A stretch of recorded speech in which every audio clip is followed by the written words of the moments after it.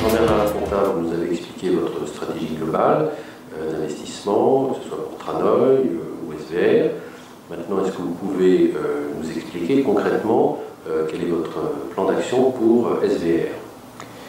SVR est une société que nous avons reprise dans le cadre d'un plan de continuation qui a fait l'objet d'une décision du tribunal de commerce d'Évry. Et c'était un enjeu assez important puisque nous avons permis de préserver 200 emplois dans l'Essonne dans la reprise de SVR. Le projet que nous avons pour SVR et que nous avons partagé avec les équipes de SVR, avec leur plein assentiment, c'est un projet de redéveloppement. C'est une marque qui, comme je le disais tout à l'heure, a du potentiel.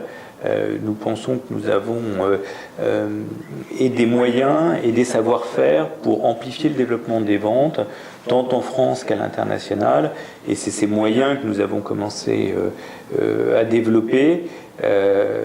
Très concrètement en France, au niveau des forces de vente, tournées vers les pharmacies, tournées vers les dermatologues, des objectifs concrets, des moyens d'appui importants d'un point de vue marketing pour relancer le développement.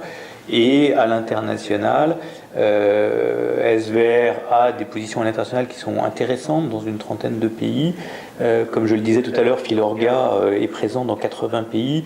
On voit bien qu'on peut faire bénéficier SVR de l'appui à l'international, de la présence de Filorga dans un certain nombre de pays.